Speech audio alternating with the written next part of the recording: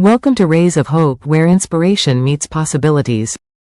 Join us on this journey as we explore videos that illuminate the path to positivity, resilience, and success. Letting go isn't about forgetting or pretending something didn't happen. It's about releasing the grip that past hurts, mistakes, or disappointments have on your present. This kind of emotional release isn't a switch you flip, but a skill you practice. One that can lighten your mental load and open doors to new possibilities. When you learn to let go, you're not giving up. You're making space for what truly matters. It's a process that takes time, yet the payoff, peace of mind, less stress, and stronger resilience, makes it worth the effort. If you've ever felt stuck, this guide will help you move forward. The psychological meaning of letting go. Letting go isn't just a vague idea, it's rooted in psychology.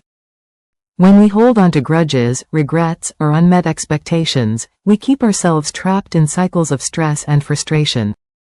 Understanding the science behind emotional release helps make the process clearer and more actionable. The role of acceptance in letting go. Acceptance is the foundation of letting go. It means acknowledging reality, even when it's painful.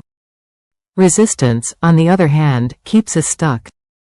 For example, refusing to accept a breakup leads to replaying old arguments, wishing for a different outcome, and delaying healing. Denying a job loss might trigger shame or denial, instead of redirecting energy toward new opportunities. The ABC model from Acceptance and Commitment Therapy, ACT, breaks this down simply. A. Accept your thoughts and feelings. B. Be present with them, not controlled by them. C. Choose actions aligned with your values. When you accept what is, you reduce the mental tug-of-war. Pain might stay, but suffering fades. Detachment versus avoidance. Detachment means observing emotions without being ruled by them. Avoidance is pretending they don't exist. Here's the difference. Detachment. Recognizing you're angry after a conflict, but not letting it dictate your next move. Avoidance. Ignoring the anger until it bursts out later or turns into passive aggression. Avoidance feels easier short-term, like scrolling endlessly to numb emotions, but it backfires. Detachment creates space to respond intentionally. Think of emotions like clouds passing by. You see them, but they don't trap you. Why letting go is essential for well-being. Holding on to past pain or resentment doesn't just weigh on your mind, it affects your entire life. Science shows that clinging to negativity harms your health, limits personal growth, and keeps you from moving forward. The act of letting go isn't about weakness, it's a sign of strength. The physical toll of holding on.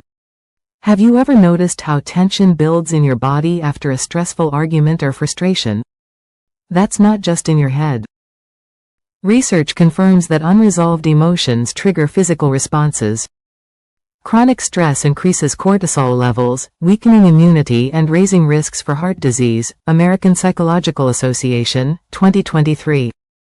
Studies link suppressed anger to higher rates of insomnia and digestive issues. Journal of Psychosomatic Research, 2022.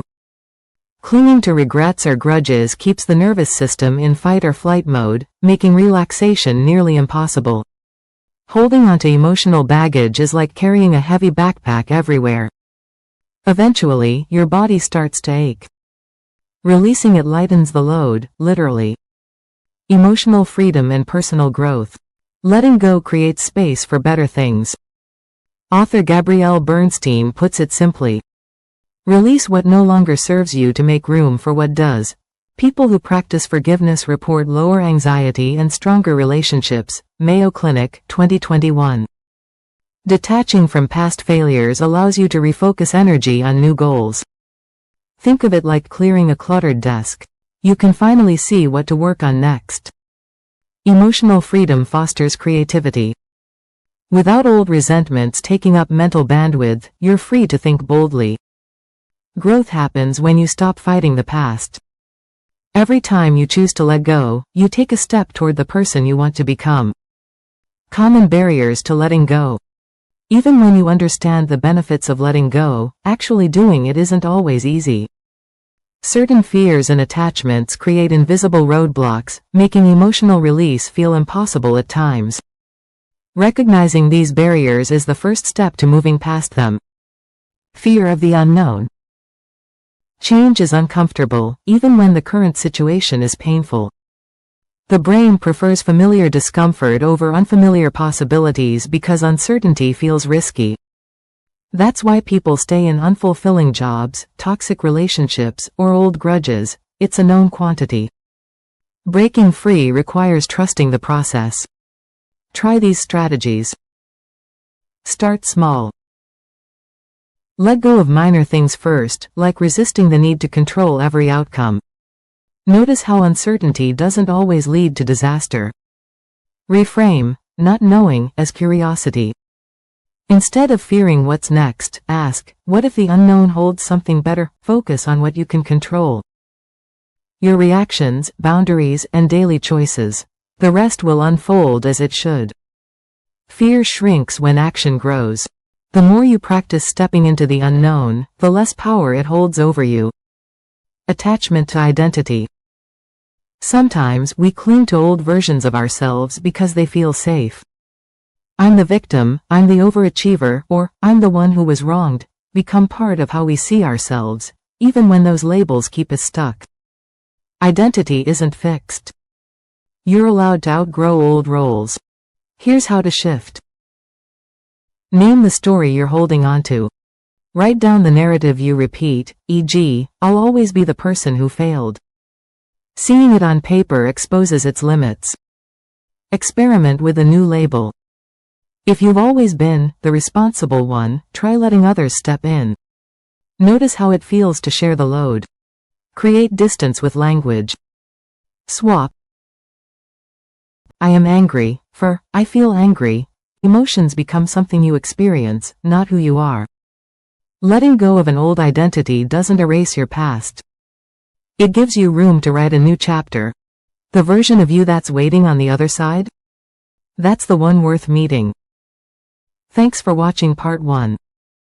Stay tuned for part 2.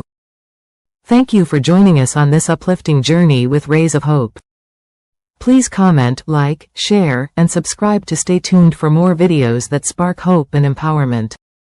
Until next time, keep shining brightly. Thank you for watching.